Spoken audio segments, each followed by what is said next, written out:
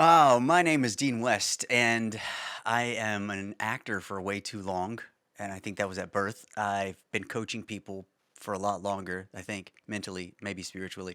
And then I do a lot of all kinds of weird stuff in between, from here to here, from like consulting business coaches to all kinds of other stuff in marketing.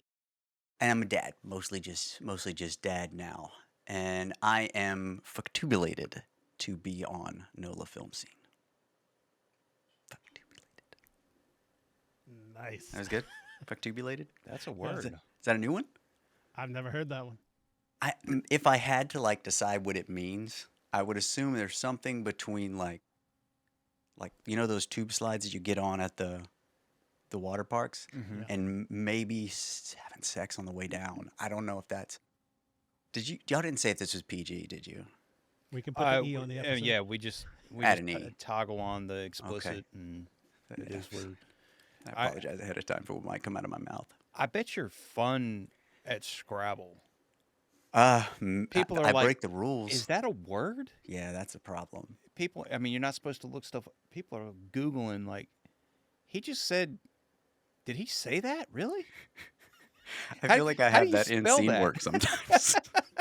Like, Dean, don't you know this stuff's pre-written before you got here? I'm like, "Hey, they told me. They told me I could say whatever from here to here, so I just You just You're did. just channeling Sid Caesar with his double talk. sometimes that's the problem is like if you've met me on I've ran into people from different movies and like on a brand new movie that I've probably spent months with them on one film and then I met them again doing whatever this next one is. And we're like 2 or 3 weeks in, they're like, "Are you the same Dean West that was on?" Yeah. Wow. You've changed. I'm working. I don't know what to tell you. Thank I've you. just let a little more of me out. And speaking of that, welcome to the podcast, Dean West. Thank Yeah. you. Pleasure, Welcome. guys. TJ was asking, he was like, "Yeah, we started working together and I didn't want to like just ask you if you'd come on the podcast. I didn't want you to think I was coming to work with you for that." And I was like, I'm a little butthurt that it took you so long to even ask me, to be honest. TJ is a What do you, little more reserved than I am. that's what he I said. am definitely word salad, if not word vomit. But to give you an example, I was in Bill and Ted's Face of Music. TJ, I had to get it out of the way. And I was Death's photo double, so I wanted to get William Sadler on. He's been very nice on, social media. And I Facebook messaged him. He said, sure. And then it came out, okay, we can do this, and then we can have you on here, blah, blah, blah, blah, blah, blah, blah. Oh, Radio silence. And so I messaged TJ. I said, it was like a few days later. I think I did it again. He sent me the screenshots, oh, plural. And I get, and when you type, it's a certain tone, but I could feel it's like, well, Brian, you have to calm down. You can't push him. I said, I know, TJ, I know. And a couple months later, I got a message from William, and he said to call him Bill. It's still hard for me to call him Bill. Oh, I'm sorry, it took me so long. This happened. Let's do it. And so I went, okay, cool. And then I screenshot it, said TJ, sent it, and he goes, I'm sorry. I said, I gotta be me. it's either that or he just took enough time that like work slowed down. He's like, I'm really bored. Oh, I remember this thing. It took him a while to read it. I'll read that later. I mean, sometimes it's the making yourself stop that gives them enough time to go, yeah, Yeah. you know, the talking and listening part. Holding the tension of a scene. If I could only do Yeah. that in life and in a scene, I'd be great. You'd be surprised on like, obviously the coach in me, anytime I start with someone new, and this is when I used to have like the full studio build out here in New Orleans. And if you came in new to the class, we'd be doing whatever it was you were in that week, maybe technique or whatever. And and it'd be your turn. I'd be like, look, come have a seat. And I'll just put a chair up in the front. Okay. What do you want me to do?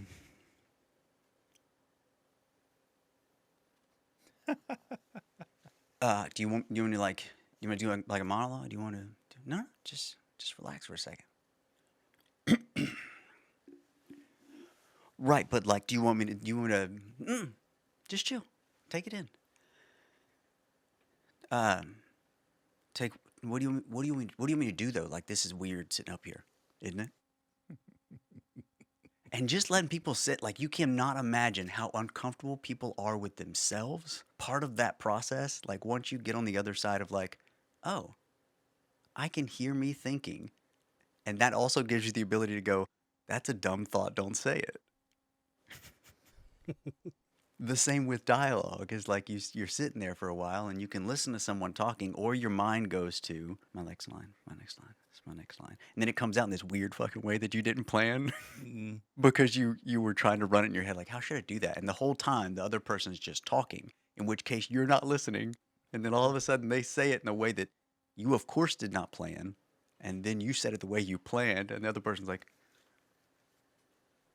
huh, Huh. that was an interesting choice.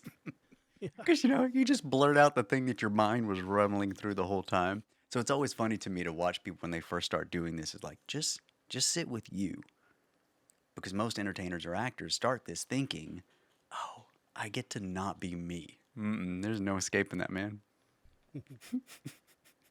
See, I already know that's if I needed to get Brian to confess, that's what I would do. I wouldn't have to torture him. I'd just make Yeah. him sit. Just sit. Just sit in silence. Yeah. Be with yourself for a minute, and he would just start talking. It would just come out. Have you heard of that room that is totally silent? Yep. Deprivation it's a- chamber. It's a oh, I just heard. I had the word just the other day. It's a Sensory- esoteric esoteric, no. chamber or something like that. Sensory deprivation chamber. Yeah, but it's Yeah. it's a big room. It's got all the Zeros. sound baffles or whatever it is, Yeah. and there's no noise. So I know that's a padded room. That was a whole nother experience. yeah, I have some friends can explain it, but the challenge is if you can spend a night in there, they will give you $1 million. what? Who? Yeah, 'cause Most people don't it's last so past them. unsettling because of there. You can scream and it doesn't. Where do I sign up? That sounds like a vacation. Nobody's last past an hour, I'm still down. and they hallucinate Oh my because God, I get we- pleasure. Go on. with no input of any sound. Your mind starts creating things, and I'm like, let me do it. I'll start talking to myself. Give me that $1 million. But Right? yeah, it would probably drive me crazy or drive me more crazy, which I'm fine with. Yeah, I don't know. I've got a 5-year-old, so you just explained like the perfect vacation. I love her, but she is me all over again. And I was explaining to TJ the other day of like her. Do you remember the episode of Family Guy where he hits his knee and it's like, yeah, like a good 5 minutes. If you somewhat look like I did something entertaining, oh, we're gonna keep doing it until it's done, and then you're gonna be like, we're good. She's the exact same. So Michelle's just like, oh my God. And my full name is Norman Dean West Jr., so I can hear her in the living room sometime. Norma, stop. I'm like Habits. I'm like that too. Once I can make my wife laugh, I can't stop. So we were Yeah. watching one of the Transformers movies with I just blanked on his name. Come on, Shia? Boston guy. Shia LaBeouf? No. The later Who took Boogie it? Nights. All I'm thinking of is his like sexy time when he I can used picture him right now. Marky Mark Marky Wahlberg. Mark. Which he'd kill us to say that. We're gonna get there eventually. But he goes, "Hey, look, it's a transformer." And I turned and said that to her, and she starts cracking up. And I was like, "Oh boy, here we go."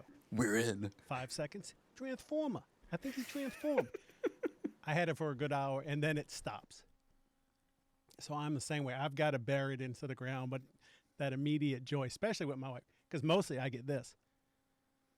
But you can't see, folks, if you're just listening. Eye roll. My wife Yeah. has the strongest eyes after listening to all my jokes from all the workout her eyes get. But After a Yeah. period of time, it's like, oh, you heard that one? yeah, Dang. Okay. So it's called an anechoic chamber. Oh, okay. This And- that's a whole nother level. Yeah, anechoic chamber, and it has a rating of negative 20 decibels, and they say it's unsettling and overwhelming to people because you hear your own body sounds like your heartbeat, and all of that is amplified because there's nothing else going on, and your mind, I guess, apparently starts playing tricks on you. I'd still love to give it a shot. I want to do it too. Or DJ hasn't made him yet, but in what we'll talk about later. But in Tilt, we have like your Monday. We have a Monday morning mindset, and the first thing. Have you ever heard of Wim Hof? So Wim Hof is he's termed as the Iceman because he like takes people to like literally just in their shorts go jog up mountains when it's freezing. but he does a Wim Hof breathing technique. And anybody that's done class with me is aware we do these. And most people, I tell them just do like 5 breaths when you're first starting, but you get to kind of work your way to like 20. And it's a,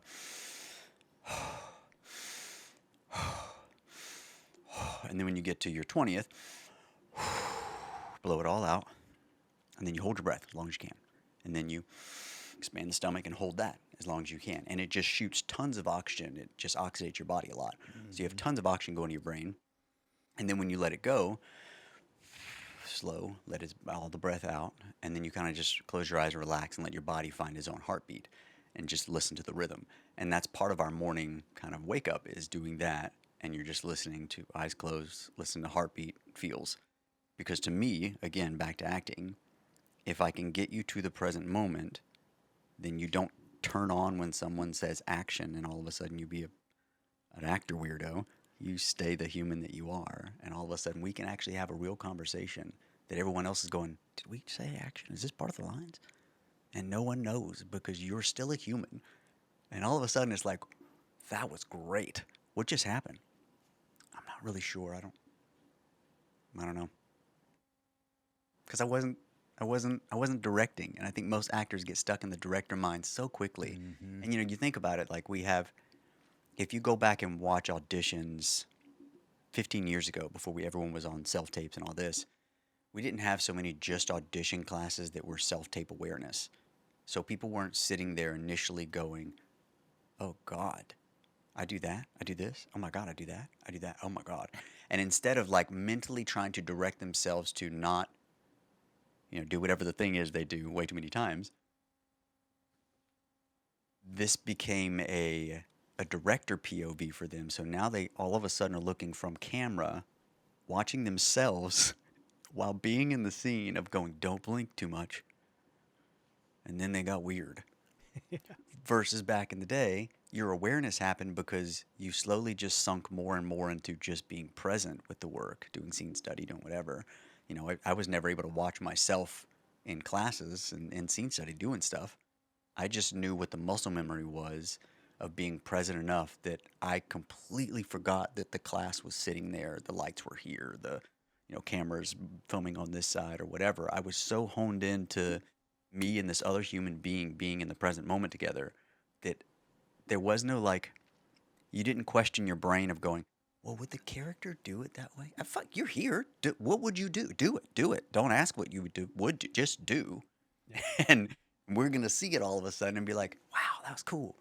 And then afterwards, someone will go, hey, do you remember blah blah blah?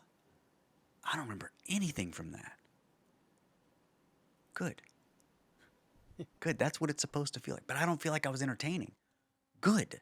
You're a human. You don't walk around like in the grocery store like, watch me pick up this mango.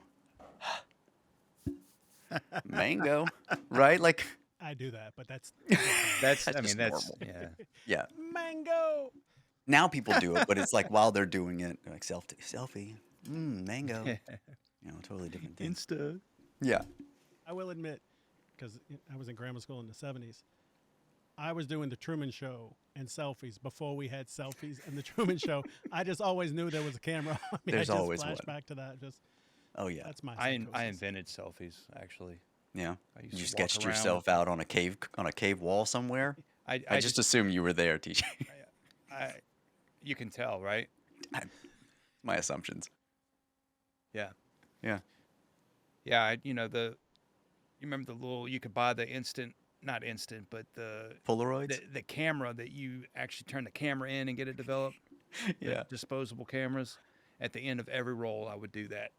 Before Me- there was a name for it, I would hold it out and take a picture of it. I've got a ton of them. It's pretty funny. Over the years, you should put like just a big mural on the wall of those. Just selfies. Yeah. Yeah, you over the years, that'd be great. I have one from the 80s. It's not a selfie, but it's a bathroom mirror selfie. And I had a full new wave flock of seagulls hair. Flock Nice. of seagulls. It's long gone, and I always wanted a mohawk, and I just can't, as people can see if when this comes out on video. If you dig deep enough, you'll find. When I first got in the industry, I was doing like modeling and fitness stuff back in the day, and then when I moved to LA, while training and all that from the acting stuff, I I had someone sucker me into joining a boy band, and it was like we went there. That's We're not what I there. was expecting. Yeah. So Hillary and Haley Duff's manager had convinced me and a friend of mine that he did music and stuff. So we got into boy band because I was doing hip hop at the time. But you can find photos because I used to rock cornrows back in the day while we were doing hip hop because my hair was like all kinds of cray. So it was easy to kind of keep it out of the way. I was gonna say You, you have the right stuff until the cornrows. No, Sorry. Yeah. now it's you, bye, bye, bye. Okay, I Hmm. did it. I said it. That was you nice. know I'm a master researcher. I'm gonna find it. Oh I'm God. gonna find those pictures. Yeah, it's probably not too far. Did you see the documentary on NSYNC and the New Kids on the Block about their manager? Mm-mm. It's on Netflix and it goes through all the stuff he did. But and I like that music. I didn't buy any albums, so that in my defense. No But hate. You do you, afterwards, I boo. just kept walking around and again saying to my wife, "Dirty pop." I'm I addicted love to that was those one of my two favorite songs, man. Hip hop wise, like oh, that thing came on. Just say bye to Dean. He's gonna be out in the flow. You'd be So I surprised. just made a I note. was a hip hopper. Find pictures Find of Dean Dean from boy cornrows. band days. Yeah. We Yeah. will search it and pop it into the video. We're gonna promote the episode with this. There we go. I just became famous. What was the name? What was the name of the band? I don't know. I couldn't tell you. I don't know what you're talking about anymore. Dementia. Early. You know, when you resist, it makes it that much worse. You should just go with the I want him to have fun searching. I want him to go down a Google rabbit. I Kind. probably should have gave you straight access to it because now you're gonna find there's some. I was an interesting human being. Let's just say that I have lived plenty of lives, my friends. That's funny. Yeah, I moved to Los Angeles when I was 18 or 19, one or the other. And yeah, we did all kinds of crazy stuff. Thank God. I always look back at like, now times and I'm like, man, I'm glad you weren't around. That's why I'm nodding my head like, yep. Mhm. So what got you going with it in the first place before the boy band days? Don't call it that. So when I was probably, I mean, I was a kid and I remember being like 5 or 6, somewhere in there. And we had just got like the VHS kind of tape thing where you could, record that way. Yeah. And my sister and I would like make her do like commercials and shit with me. And I always remember the one was like a roach rate spray. And we were like doing like the commercials for that in between. And I mostly remember because I sprayed that shit at one point. That's when my mom was like, nope, we're done. No more of these things. But, it was always just entertaining to me then because, again, it's the same thing that goes back to I saw someone giggle and I made you smile. You got something from me that made you feel good. Oh, where do I sign up? I want to do that. Like, I want to see people smile all the time. So it was just like an immediate assigning that someone put the hat on, was like, all right, this is what Dean's doing. To the point that I think I was maybe 13 or 14 and did like some of those like, pro scout kind of things where it's like, oh, model search, acting search. And, I had an agent in like LA and New York, which did jack shit for a child in Louisiana that wasn't going to LA or New York. And I remember, I remember in like middle school, that I was like, and this was, my girlfriend at the time, like, look, we should probably break up, because I'm moving to Los Angeles, and I'm gonna be an actor, and you probably can't come when I move there, so we should probably just call it now. I didn't move for like another 5 years or something, but at the time, my head was already like I was already creating this future. This manifestation was done for me. So I started like I ended up finding an agency in Houston that turned out my cousin, or I call him uncle because the age difference, but he's my cousin, brought me over there, and I did like one class with a lady named Karen Gourmet that was doing a lot of casting out of Houston at the time. And after we finished, it was kind of like a commercial audition, and she messed up at the end of the audition. She was like, "Dean, you are so funny, and I mean, you're like really talented at this. If you've never taken classes, why aren't you acting? People want to hear me talk. Okay, sure, we can do that." And then that my cousin there got resume set up and helped me out, the headshots, all that kind of stuff, which you can find those too. And started doing, modeling and stuff like that. I was doing some of those like sports modeling stuff. I was on all like the academy gear back in the day. And I think my first commercial was a Chef Boyardee commercial. Was also the first time I realized that there is a bucket underneath the table for a reason. Nobody told me. Oh my God. I haven't touched Chef Boyardee since. It was my favorite at the time, Wow. but man, I just remember like finishing one of the. Someone was like cut, and I was like, okay. I sat back, and the sound guy, do you there's a bucket down there if you need to, spit that out after every take. What? That's what that's for? You've been eating all of that? Mm-hmm. Oh yeah. He was like, yeah, just spit it out now. So I learned early about that. Once was enough. That national commercial, which back in the day, I think, God, by the time that thing was done, I think I probably racked up probably 50K on a Chef Boyardee commercial at the age of like 16 or Wow. something. So Wow. that is what gave me enough to be like, all right, cool. I'm gonna move to Los Angeles when it hits time, and I moved out there then. Nice. Yeah, God bless the chef. yeah. Of the Boyar Dean. I haven't had the food thing. I did one night in Miami, and I was front row, right in front of the stars. So Malcolm X is right behind me. So I am not going to move. And they started handing out those paper cigarettes, and I Oh, quit in '98. So it wouldn't have been a problem. But I was like, I'm good, because I knew every take they were going to get a new one, and people were going to be inhaling. And by the end of the 14-hour day, they were going to be sick as dogs. yeah. Mm-hmm. Not me. I did have the secondhand paper smoke, but we won't go into that. Yeah, it's like, I mean, it's like the eating thing in a scene. You can always tell like someone that's brand new that's never done an eating scene before because they go for it, and you're like, slow down in between, like when you're doing the take. Maybe give yourself, be like you're just finishing a bite to get yourself rolling. Maybe that way you're not eating every take. Oh no, I'm fine. It's my character. Okay, okay, character, do it. And then by like, fourth or fifth take, because there was, again, you're talking about a table where we had like six people at the table, so we've got close-ups all the way around, Yeah. and we got mediums all the way around. We got two shots, we got wides, we Yeah. got so much stuff that we're gonna be covering that I'm like, you're not, and I know, once you've done this long enough, you're like, I know what lens we're on. I'm not. If you're on an 85, I'm not in this shot, so I'm forking it, right?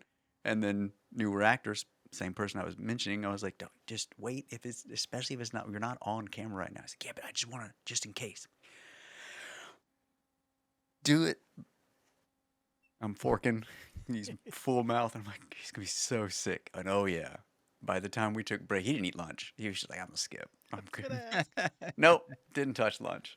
Just had some coffee. TJ, he talks more than me. I don't know what are we gonna do. How do we get him to stop? I'll just hit stop. Don't do it. Let's bring him back for part 2. What do you think? Fine. It's a lot, but I think he's got more to say. Nuh-uh. So come and join us next week, folks, for part 2.